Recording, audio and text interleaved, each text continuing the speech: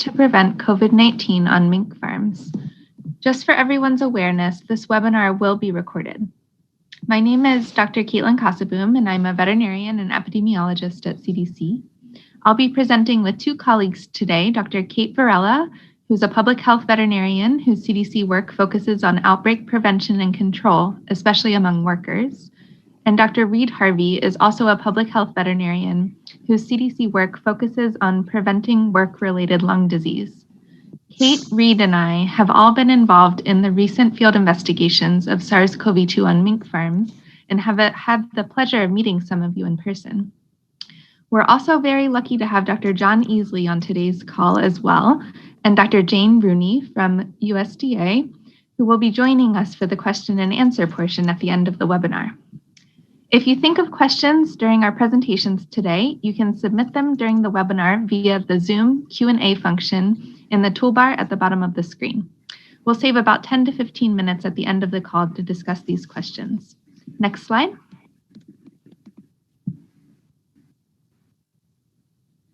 During today's webinar, we'll quickly review what is known to date of COVID-19 in people and mink, and then focus on how to protect mink and workers from SARS-CoV-2, which is the name of the virus that causes COVID-19, including steps to prevent introduction of the virus onto farms and prevent spread between farms to minimize losses, provide recommendations for personal protective equipment or PPE, and share available guidance documents and resources that are available to protect human and animal health.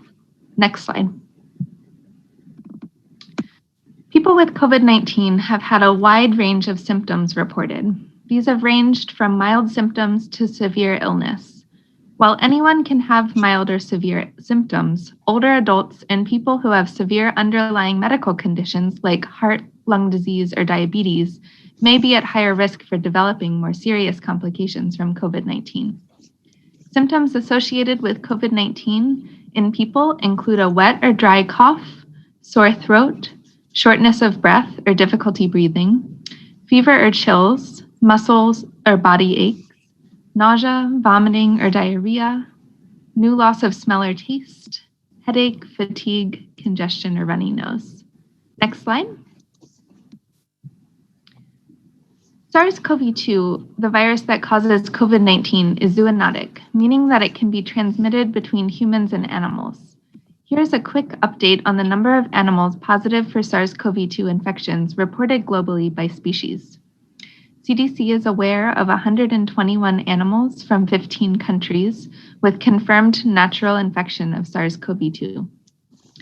84 or 69% of these are from the United States and include 42 cats and 35 dogs, and also 4 tigers and 3 lions from the Bronx Zoo in New York City. These animals have all largely been infected by person-to-animal transmission. Just a note that routine animal testing is not currently being recommended at this time in the US as well as many other countries. So these are just the tip of the iceberg for what's known about animals and SARS-CoV-2. Next slide. This map shows the 16 countries throughout the world that have reported animals positive for SARS-CoV-2, with the most recent being Sweden, which just reported SARS-CoV-2 on one mink farm this week. Next slide. Now let's turn our attention to mink farms.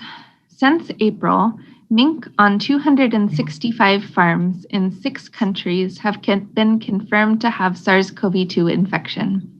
The Netherlands, shown in navy blue on this graph, identified the first affected mink farm in the world and have since identified 68 total affected farms across the country. Denmark, shown in red, recently became the leading country in the world with 183 affected mink farms, with the number doubling in the last couple of weeks through active surveillance and testing. In the United States, we've identified 11 mink farms, with 9 in Utah and 1 each in Wisconsin and Michigan, all experiencing increased mortality in their mink herds. We've been working with state partners to investigate these outbreaks on multiple farms in the United States to help figure out how the virus gets onto the farm, collect samples from mink and people on the farms, as well as from wildlife and other animals like dogs and cats. We're doing this to learn how to prevent future outbreaks and to get more information to help figure out what to do when this happens. Next slide. As I just discussed, in addition to humans, some animal species are also susceptible to SARS-CoV-2. In particular, mink are highly susceptible and, like humans, have exhibited symptoms ranging from asymptomatic or mild clinical signs like being off feed, to respiratory or gastrointestinal signs, to rapid death in a high percentage of animals on a given farm, as was seen in the US herds. It's very important that extra precautions are taken to protect mink and humans while working on farms, and we'll provide more details related to this later in this talk. Next slide. From the farms that have been affected so far, many farmers have noticed that the animals went off feed first before they showed any clinical signs of disease. This was followed by coughing, sneezing, severe nose and eye discharge and crustiness, and profound lethargy. In the Netherlands, they also saw animals with diarrhea. The clinical signs progressed to labored breathing and death, and the disease was seen to move rapidly through the facilities, both within and between barns. Farms in the US typically have seen about 7 to 10 days of high mortality, followed by a period of residual sickness. Next slide.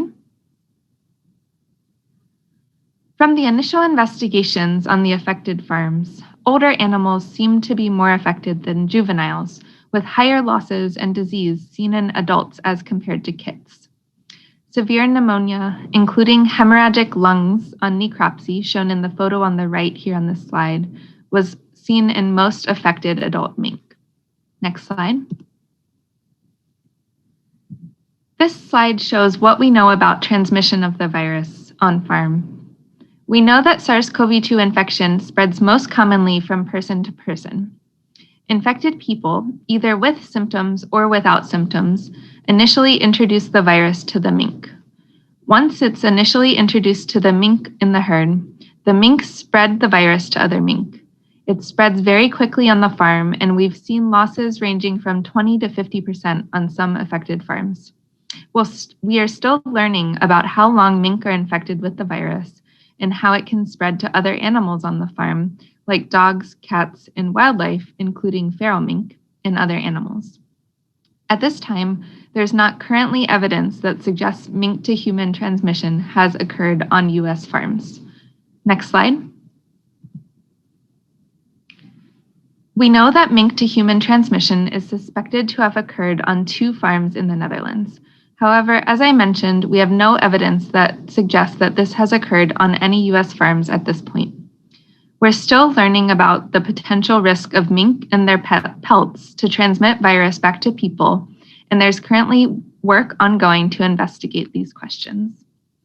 Now I'm going to turn it over to Kate to discuss specifics related to preventing the virus from coming onto farms. Next slide. Thanks, Caitlin. Can you hear me okay? Yes, I can hear you. Great, thank you. Good afternoon, everyone. So as Caitlin mentioned, the reason we're here is because we want to prevent introduction onto the farm, stop the spread between farms, and minimize losses.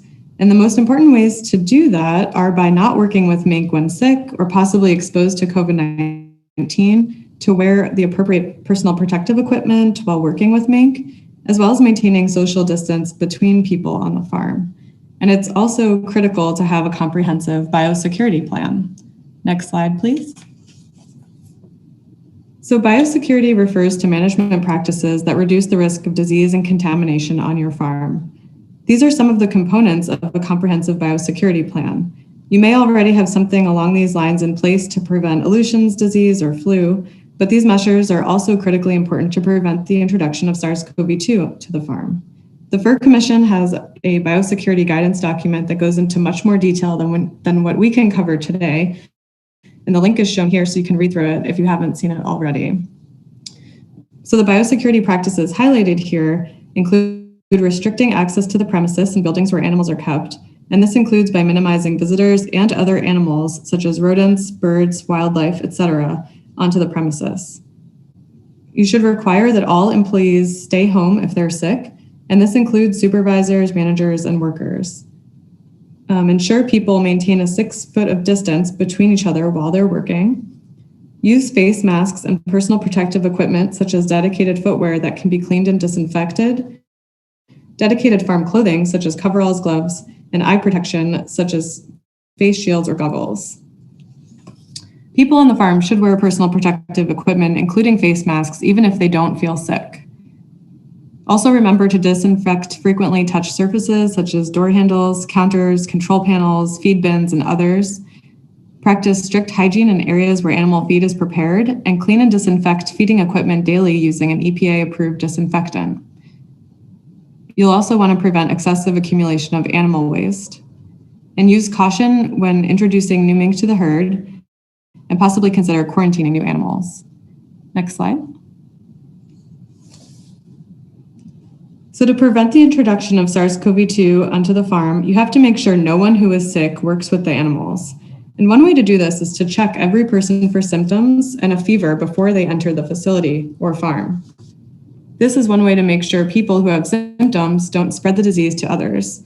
And anyone who might be near or interact with the animals should be screened, even family members, owners, other workers, or visitors. Daily health checks of employees should be conducted before they enter the facility, and any employee who has symptoms upon arrival at work or who becomes sick during the day should immediately be separated from other employees, customers, and visitors and sent home. And sick employees should follow CDC recommended steps, including not returning to work until they meet the criteria to discontinue home isolation. Next slide. Since we know people bring the virus onto the farm, one way to try to prevent and limit the disease from spreading is to assign people to work in only certain barns. This way, if the person working in barn A has COVID-19, they do not expose animals or people in barn B. And this is a small step that might help to stop or slow the spread of the virus between mink in different barns and minimize loss of animals. Next slide.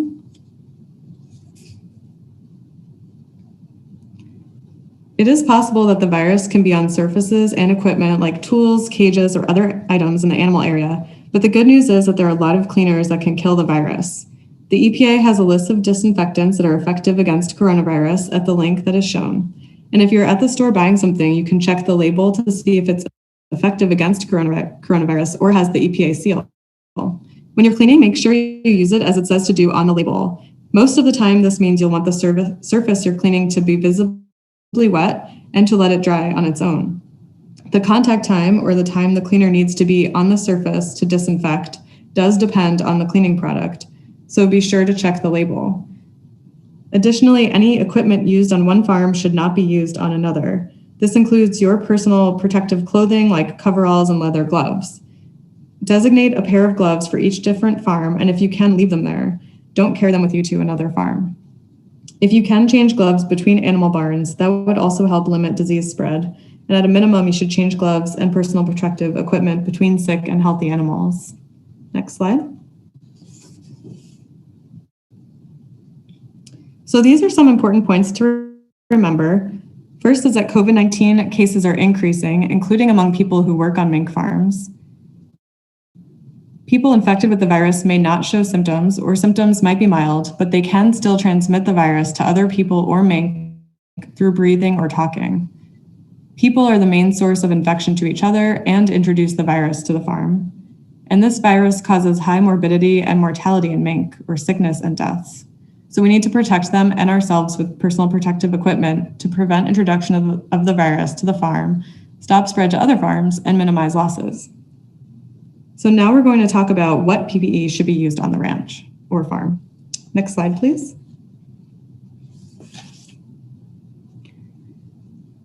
So these are just the general equipment that you'll need. You can see a face mask, which can be a cloth or surgical mask, eye protection, such as goggles or face shield, gloves, protective outerwear, such as coveralls. You may have Tyvek or other dedicated clothing that you wear on the farm, and a respirator, such as an N95 respirator or other fit-tested respirator. Next slide, please. This slide shows the personal protective equipment that should be worn while working with animals even when there are no known COVID-19 exposures or symptoms among people on the farm. This includes a face mask, such as a cloth or surgical mask, and if available, you may also use a fit-tested respirator, such as an N95, eye protection, such as a goggles or face shield, especially whenever splashes or sprays are likely to occur, dedicated outerwear, such as coveralls, that are kept separate from other clothes, and gloves. In addition to this PPE, you should also try to minimize close contact with other people working on the farm by maintaining a social distance of 6 feet between people who are not from the same household, and also avoid unnecessary interaction with the mink and limit time in the barn. These PPE and other measures are important given that we know people with COVID-19 can be asymptomatic.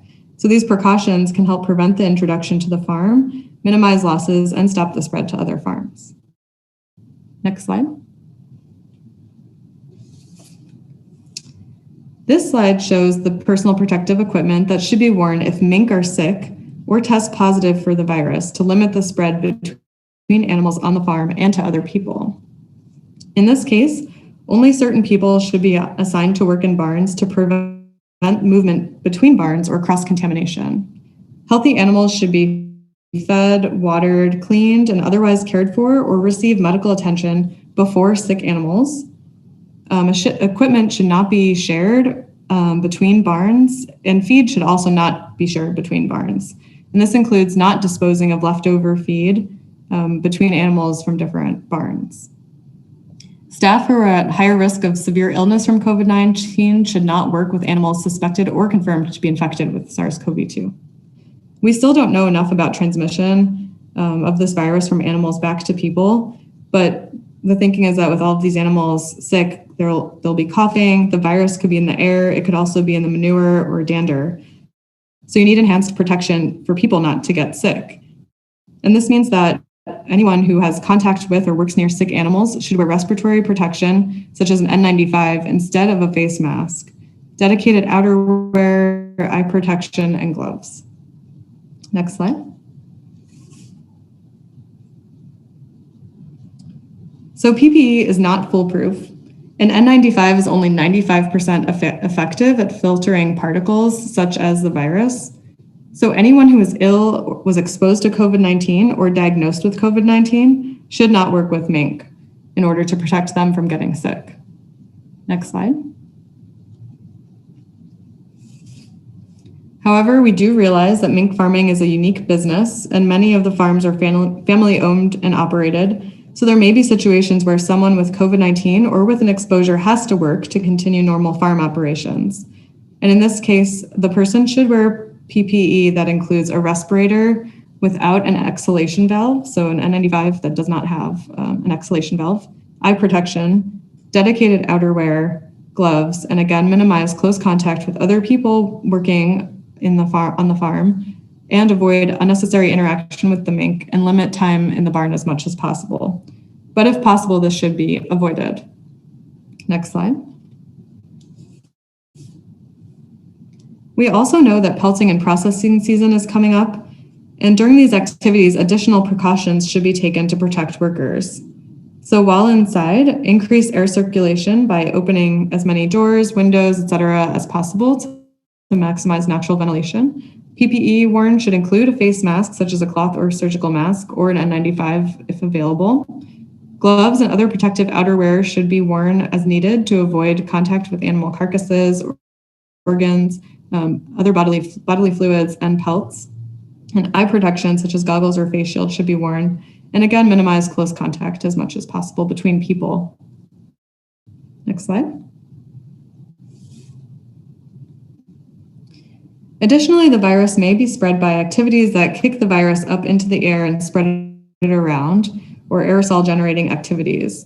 And these may include during whelping, pelting, rendering, or even routine cleaning, especially if you're using a power washer. So you should really try to avoid these activities, or at least keep them to a minimum as much as possible. If they must occur, the most important thing is to wear increased respiratory protection. So to wear something that is at least as protective as a fit-tested N95.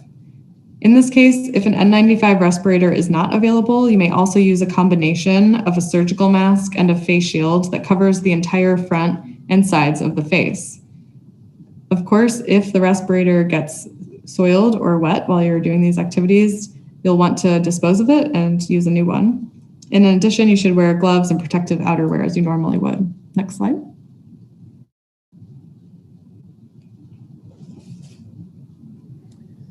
Hello, everyone. So now I'm going to turn it over to Reed. Sorry, go ahead, Reed.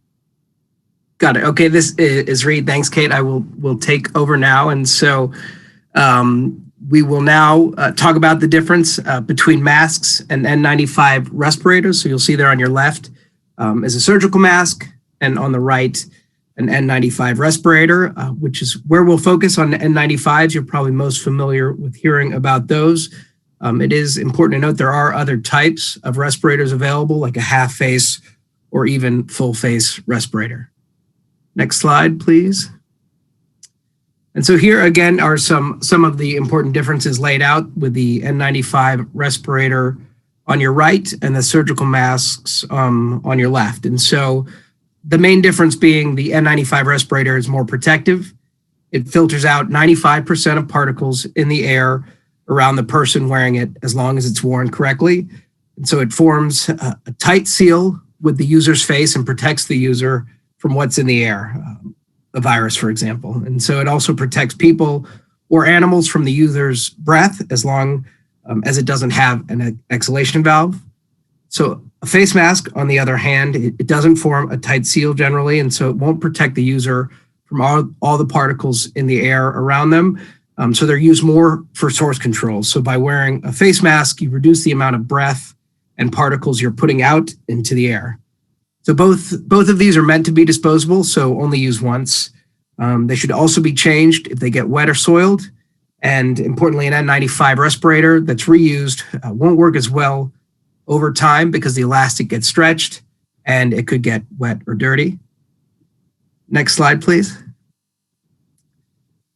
And important to note is that a respirator can't protect you if it doesn't fit your face. So if a respirator doesn't fit your face properly, if there's contaminated air around you, it can leak into your respirator face piece, and you can breathe in whatever hazardous substances there are, for example, coronavirus. And so before you wear a tight-fitting respirator at work, your employer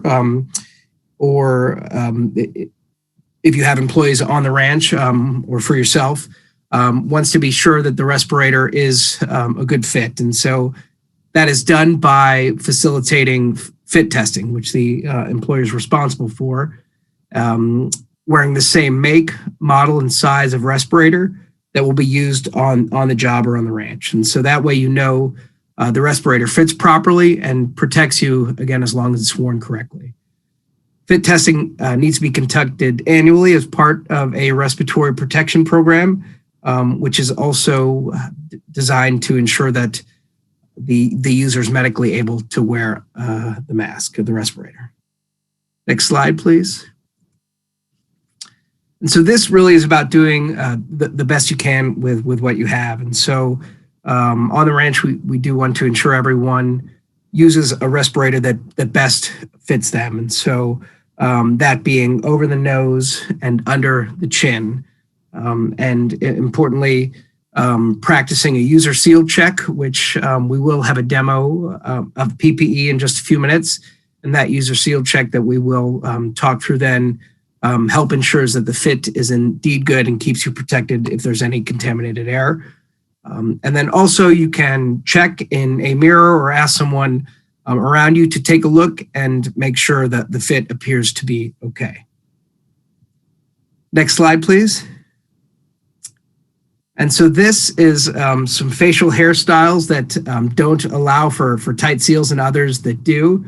It's important to note that an N95, for example, over a beard doesn't protect you. It could serve as source control, so protecting others, but will not have that seal around a beard to ensure that you are protected.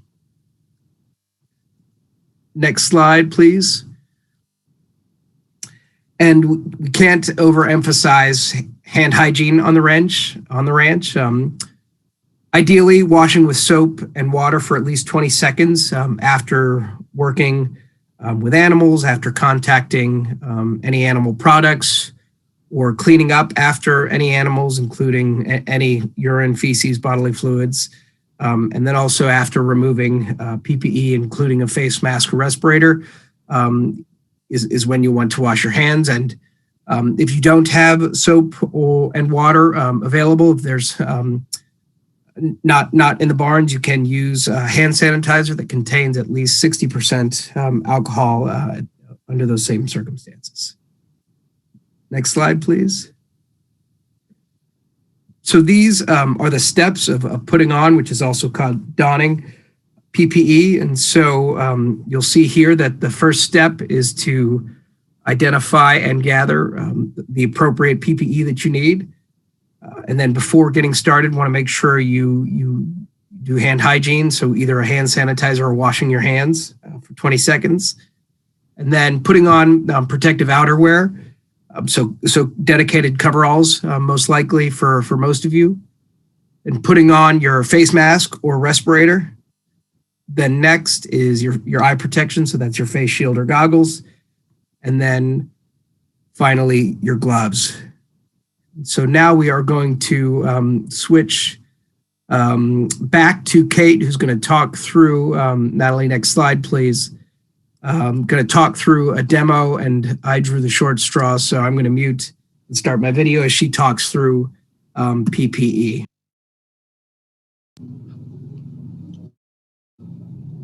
Thanks, Reed. So it looks like we can see you. So if folks can sort of turn their attention to Reed's video, I hope you can see it on your monitor. But Reed is going to demonstrate putting on PPE in the order we just described. And for this demo, he's going to use Tyvek, although like he said, coveralls would also be appropriate, outerwear, an N95, respirator, a face shield, and gloves. So once he has all of his PPE ready, he will perform hand hygiene with hand sanitizer in this case. So he's putting on the hand sanitizer. So you want to rub your hands together until the hand sanitizer is dry. And then he's going to put on his Tyvek. So we'll just give him a moment here to do that. And it's, putting on your PPE, the order is important, but we'll talk more about when you're taking off the PPE, the order becomes even more important to help prevent contamination. And Reed, just give us a thumbs up when you're ready. We'll go to the next slide, Natalie. Next slide, please. Thanks. So next, Reed is putting on an N95 respirator. He's going to put both straps over his head. The bottom strap will go around the base of his neck, and the top strap will be placed on the crown of his head, making sure not to crisscross the straps. Then he'll make sure the mask fits over his mouth and nose and is extended under his chin. Then he'll use both hands to fit the nose piece over his nose. You want to smooth and press down with both hands to get a good seal.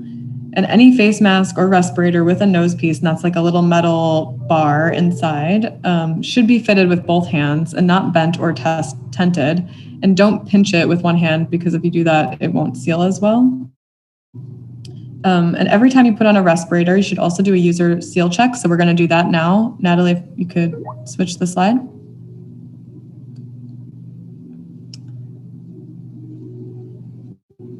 So this should be done, as I said, every time you put on a respirator to make sure you have a good fit. It's relatively simple. You're checking to see if air escapes around the edges of the mask in two ways. First, you want to cover the respirator with both hands, breathe out, and if there's a good seal, you'll feel the mask bulge as it fills with air. Then you want to keep it covered with both hands and take a quick deep breath in. And if there's a good seal, the respirator should slightly collapse in. If you feel air escaping, you should reposition the mask and try again. It looks like the video is not on. let's see. So you all should be able to see the video or see Reed presenting. I'm not sure if Anne or Natalie has any technical. It looks like we're getting a lot of notes in the chat that people can't see Reed. Sorry. I'm not sure if there's anything we can do about that. Reed, can you unmute? Yes, I'm still here and I see me, but I recognize that doesn't mean other people can't. You can see me, Kate. Okay, so now you can see him when he unmutes. Oh my goodness, this is so funny. Okay, so now we can see you. So we'll leave you, we can see you when you're unmuted. Okay, sorry. Do you want to take off your respirator and we'll just do that again because that was the key part of the PPE demo. Sorry about this, everyone. A little technical snafu. Okay. Okay, so when I speak, it actually switches to me, so they can't see you. So you're going to have to speak through this. Got it. Okay. Well, I will take over. So sorry about that, everyone. So I have put on my Tyvek suit. So in your case, that's likely going to be coveralls. And so then next is going to be your respirator face mask. So in this case, I have an N95 respirator, you see there. And so I'm going to take both straps and put them on. I will try and be loud. The bottom strap is going below my ears on my neck and the top strap above. And you want to make sure that those are not crisscrossing. And so you do want to make sure you have a good coverage over your nose and then down under your chin. And so if there's a nose piece, you're going to want to make sure that it's tight and seal that with both hands around your nose. And so then is the user check or the seal check that we talked about. And so that's basically to ensure you do have a good snug fit of your respirator. And so what you're going to do there is cover your respirator. I'll talk through it first with both hands and then breathe out. And then you're going to want to feel that bulge out to know that the air is staying in. So I feel that. And then next, you'll see there that you're going to want to cover again with both hands and take a quick deep breath in, and then you're going to feel the respirator collapse towards your mouth. Okay, so mine is good, so I'm protected. And then if you do that and you feel air escape anywhere, you can readjust appropriately and then redo your seal check to make sure you're good to go. So next slide, please, Natalie. All right, and so then your face shield or goggles, and I have a face shield, and so these are disposable, single use as well. Some can be disinfected and reused, but you'll put on your face shield for eye protection, and then finally your gloves. Okay. All right, and sorry, my dog is chiming in as well, which is why we were going to do the mute, but we will move on. So now I'm in my full PPE and ready to work on the ranch. And so next slide, please, Natalie. All right, and so then a refresher for taking off PPE, which is also called doffing. So these are the steps, and again, order is very important. So I'll talk through it first, and then we'll go through some slides and work through it together. So first, your gloves will go off, and importantly, if you're wearing coveralls, you'll want to unzip those before taking your gloves off because in theory, your coveralls are contaminated, so you don't want to touch those with your hands right off the bat. And so after your gloves are off, then you'll take off that protective outerwear. And there, as we'll show you in the demo, what you're going to want to do is make sure that you're not touching the outside of the fabric, which is considered contaminated. So you're shimmying and only touching the inside and rolling it off to keep from from touching any contaminated clothing. Then you're going to wash your hands with either sanitizer or soap and water. Then next, you will remove the face shield or goggles, and then finally your respirator or face mask. And again, that you're going to consider the front contaminated, so don't want to touch that. And then you're going to perform hand hygiene one more time, and so you're good to go. So next slide, please, Natalie. All right, so now we're going to, again, I'm not wearing coveralls, if so I would unzip them now, and then removing the gloves, and so I'll try and get it to so you can see. And so there are a few different techniques you can use it, but again, you want to, once you start, you don't want to touch the contaminated part of the glove, the outside, with your hands. And so one method is the glove and gloves. So you see, I'll grab this with my gloved hand and pull it off. And then that is a clean hand. And then this is all contaminated. And so next you want to slide a finger under and then pull these gloves off. So it's like folding a sock. So I've not touched the outside of gloves because I slid my finger under. And so then we're done with those. And so next is the outerwear. So again, this is, you're going to want to be careful not to touch the outside. And so see here, you can roll in, step back a little so you can see. So I'm not touching the outside of the coveralls or Tyvek with my bare hands, and I'm rolling it up. So I only touch the inside, which is in theory clean and not contaminated. And so then we are, hopefully you've got hand sanitizer ready to go. And then your hands are now clean. So next slide, please. All right, and so next is the face shield or goggles. So again, you've got your bare hands, and so you're not going to want to touch the front of it. This is contaminated. So what you'll do is grab back here, pull that straight off, and again, then just hopefully got a garbage right there. You're good to go. And then finally, your face mask or respirator, again, front's considered contaminated. So what you're going to do is grab the bottom strap first and pull it over your head. And then you're going to do the same with the top strap and pull the respirator away from your face without touching the front of it. And then so you can dispose of that. And if you're wearing a face mask, you're just going to carefully untie it, and then again, pull it away from the face without touching the front. And then you want to wash your hands or use hand sanitizer one more time. All right, next slide, please. Okay, so we are okay with timing. We do want to leave some time for questions and answers. I think we'll do a quick review. And so this was actually initially done in person in Wisconsin, a similar presentation. And so there was a more interactive review. I don't think this is really the best setting for that. And so we'll just go through some of the final questions. And so advance, please, Natalie. So the most important way to prevent introduction of SARS-CoV-2 to the farm is a strong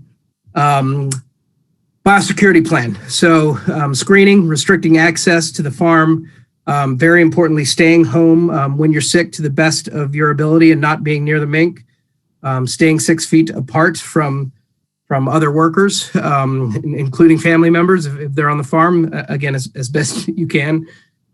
Cleaning, disinfection, wearing the appropriate PPE, and consider quarantining if you are bringing new animals on farm. Advance, please. And then again, if you are ill or you know that you're exposed or diagnosed with COVID-19, you're really going to want to do everything you can to avoid working with mink. And again, we recognize that is not always possible in the industry, but again, to the best of your ability, that is the best way to avoid introduction on the farm if there's concern that you might have COVID. Next slide, please. And so what PPE should always be worn when working with or around mink. And again, right now, we would consider that even if you are healthy and the mink are healthy, which is great. But with the amount of community transmission that we think, right now it's important to really try and keep SARS-CoV-2 off the ranch. And so advance, please. So the face mask or respirator, if it's available, eye protection, which is either goggle or face shield, protective outerwear. So for most of you, that'd be dedicated coveralls that you leave on the ranch, and then gloves. So next slide, please. So again, the main differences between a face mask and a respirator. So the respirator, it's tight fitting. Fit testing is required for proper use, and it filters out 95% of airborne particles as long as it's used correctly, which includes particles of the virus. And a face mask below, generally that's a surgical mask there. Same with a cloth face mask. They are loose fitting. There's no testing required for use, but importantly, they don't protect the wearer from inhaling smaller airborne particles. They serve as source control, meaning they're protecting others, which, it does include mink, but not to the same extent as the protection offered by a respirator, an N95. So next slide, please. So the order of donning PPE, and sorry, again, for the difficulties with the mute and video, but here they are. So again, you want to make sure you identify and gather the proper PPE.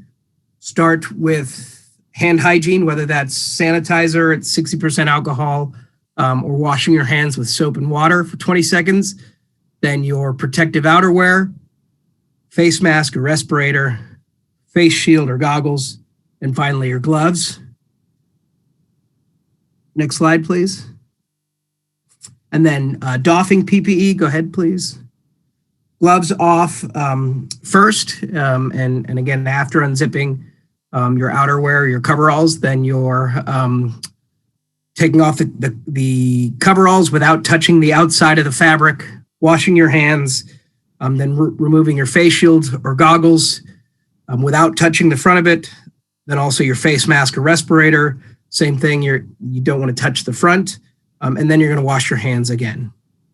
Next slide, please. And so this is important, I think, if you do suspect your mink could be sick or exposed to the virus, you want to contact your veterinarian and then also your state animal health official, and they will engage with the appropriate stakeholders, including USDA area veterinarian, state public health vet, and national health or public health officials as needed. And then together they will decide if testing should be conducted on your mink. Next slide, please. All right, and the next, we're finished. These are our series of resources that we hope you'll find useful. And I know there is another, we're going to provide all of these to you, so you don't need to copy them down now, but we think there are good resources for you and include the sources for everything that we presented today. And so I think that is it. Again, we will provide those to you after the webinar. And so thank you for your time. And we do have 15 minutes for some questions and answer session from you. So thanks again.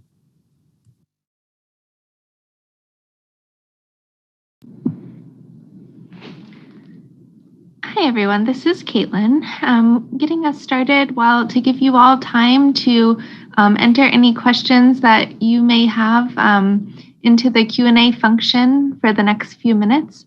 I'll welcome any concluding remarks from Dr. John Easley or Dr. Jane Rooney.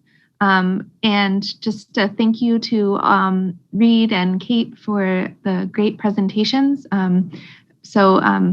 Jane and John, we welcome any remarks you may have. Otherwise, we have received one question and we can get started on that. This is Jane, and I do not have anything to add except for a really great presentation. Thank you. Yeah, this is John. Just for all attendees, We've discussed this throughout different industry communications. I hope everyone is taking this extremely seriously. This is a matter of basically survival for your farm at this point.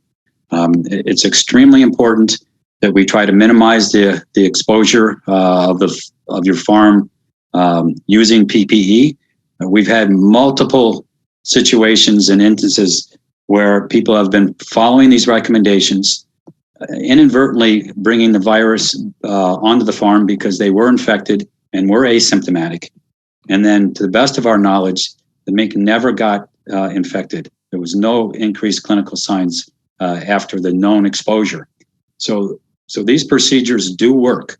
So please follow them as carefully as possible and as thoroughly as possible. It's really a matter of our industry's survival, that everybody follows these and everyone participates to the best of their ability. So if you have any questions further on, you can always contact me. Thank you.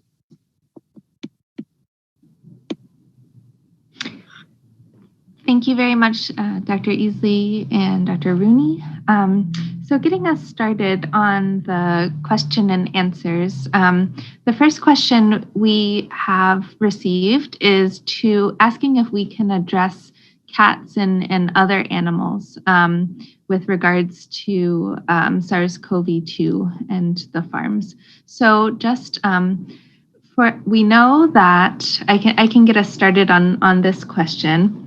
So we know that cats, dogs, and other species of animals are susceptible to SARS-CoV-2.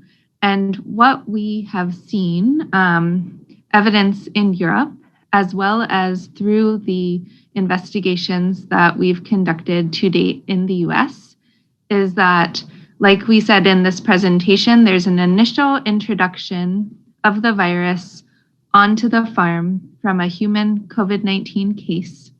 The virus spreads through the mink from mink to mink transmission, and we have seen evidence of the virus spilling over into cats and dogs that are located on the farm. We know that cats have been shown to be able to transmit the virus to other cats under experimental conditions, so we know that's possible.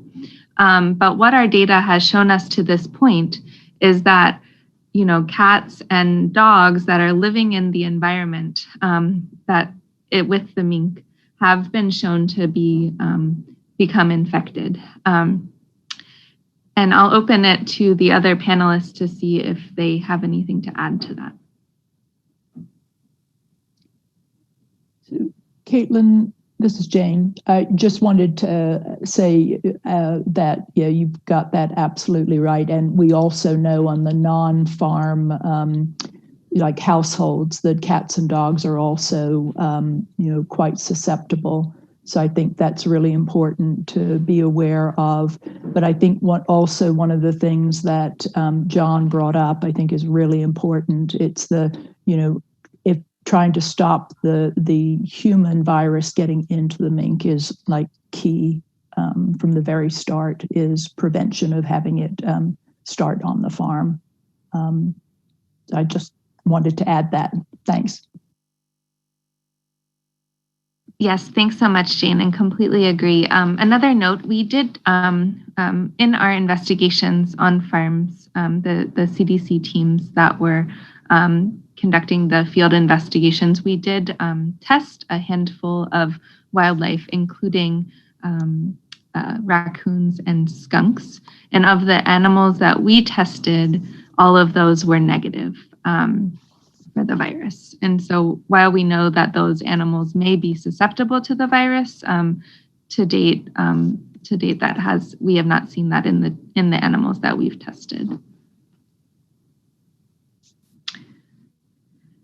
So moving on to the next question, we have actually a couple of these questions are relating to the risk of mink to human transmission. So I'll just comment that, we have heard reports from Europe that mink to human transmission has occurred.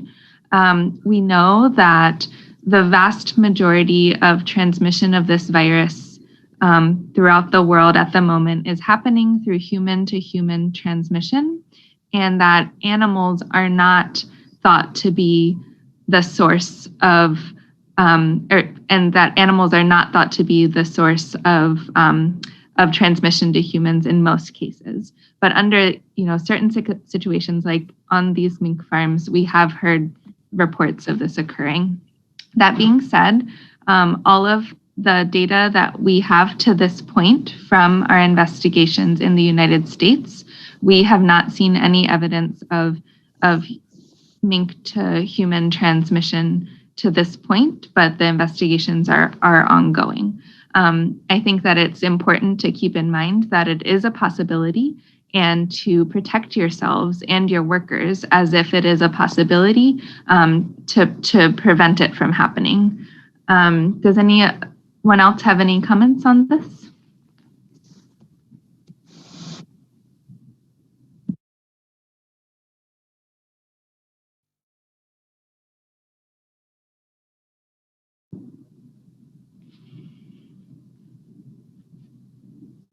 Okay, hearing none. I'll move on to the next question. We also received a question regarding birds. So right now, all of the data that we have suggests that birds are not susceptible to SARS-CoV-2. So they are not known to be able to become infected with this virus. Caitlin, could you maybe respond on the likelihood of birds acting as fomites and transferring the virus from one farm to the other, just on their feet or through their manure? Of course. So we know that can happen with other pathogens. And I'm sure some people have probably read about that related to other diseases. That has not been documented with SARS-CoV-2.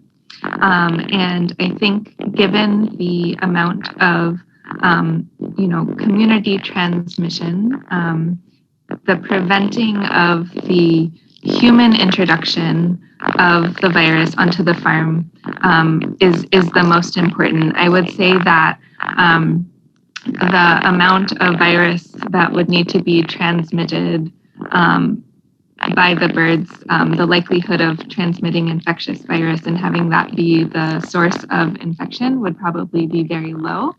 And it has not been documented to this point, but we can't say that it's not possible. But just stressing again that in all of the cases so far, the initial introduction of the virus onto the farm is through human to mink transmission.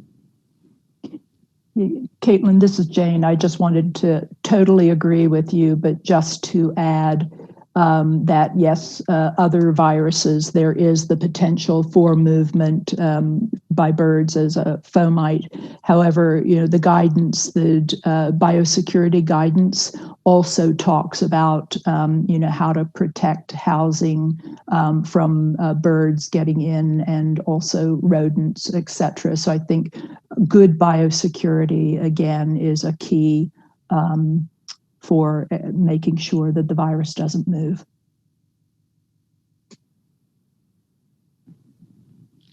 Yes, thank you so much for adding that, Jane. That's exactly, I agree completely with you. So our next question is, how will it be determined if finished pelts are free from infectious levels of virus? I know that there is a lot of interest in this question, and Jane, I see that you just unmuted yourself, so I'll turn it over to you to comment. Thank you. I appreciate it. So yeah, it's a really good question, and it's one that we're doing a lot of trying to, understand more about how the virus survives on different materials, including pelts and product. So we're trying to learn as much as we can from our colleagues in Europe and use that information. We've also got some testing that is going on that hopefully will give us more information on that. But at the moment, we are providing guidance on the sort of testing that might be needed to be able to see if there is any viable virus on either mink carcasses or pelts. But again, just to reiterate, we still have a whole lot to learn, and we're just using what we know from other viruses to give the best information that we can on what that mitigation and testing might look like. Again, I just cannot stress highly enough biosecurity, biosecurity, biosecurity, and all of the good protective measures that you've been presented with today. Yeah, and I would just like to make a comment on that also. This is John. That along with our governmental partners trying to investigate these different scenarios that we need to deal with in the industry, industry itself is also working on projects to do some research studies on carcasses, manure, and pelts in collaboration with our veterinary diagnostic laboratory to see if we can determine some information on the presence of the virus in these different byproducts. So we'll keep everybody updated as that moves forward. Thanks so much to both of you. I know that all of that is a hot topic of discussion, and thanks for chiming in on that. I think that we have time for one more question, and just quickly a great comment that just came through that I'll read out loud before moving on to the question. The comment is, most mink farm workers who develop COVID-19 acquired their infection during non-farm exposures and activities. Example, household members or social gatherings, where social distancing and other preventative practices may not have been practiced. Just a recommendation to follow public health recommendations for all case patients and close contacts to isolate or quarantine to prevent further spread to humans and animals. And the final question is, what is recommended disposal of personal protective equipment after all staff members have removed their PPE? And I'll turn that one over to Reed and or Kate to chime in on. I think this is Reed. And so when we were on farm, we knew that there had already been cases diagnosed, and so potentially high risk settings. And so we disinfected on farm, going through the steps we spoke about. And then, treated our PPE as medical waste, and so took it with us. And we had access, obviously, to we had access to an incinerator, so we did that. And so, obviously, you don't necessarily have that on farm, and so this disinfecting it, and again, we were also in a high risk setting. So if you don't have virus diagnosed on farm, I think handling it as trash, and ideally after disinfecting it is just fine. And then if you are concerned, however, or it's been diagnosed, I think discussing that with animal health officials, that it needs to be in public health treated as medical waste, biohazard and serviced by incineration may be the recommendation. So I think it just it depends. But routine, if you're just not concerned or don't have virus diagnosed on the farm, then that wouldn't be necessary. Yeah, and this is Kate, just wanted to add that if you're wearing reusable coveralls, you may launder them as you normally would, but we would recommend that when you take them off, put them in a separate bag and make sure they're kept separate from other clothing, and just try to minimize mixing clothing. And then there's also, we'll send you some resources with some links about just how to, the PPE and PPE reuse as well. And if I could just add a little bit on that with the reusable coveralls, boots, using an improved disinfectant on boots works well. We've shown with some work that we did with the AD virus, which is a much more resistant environmentally virus than this virus. If you wash in hot water and use detergent, and then use a hot dryer to dry the clothes, you will denature the AD virus. So I'm fairly confident it will denature this virus also.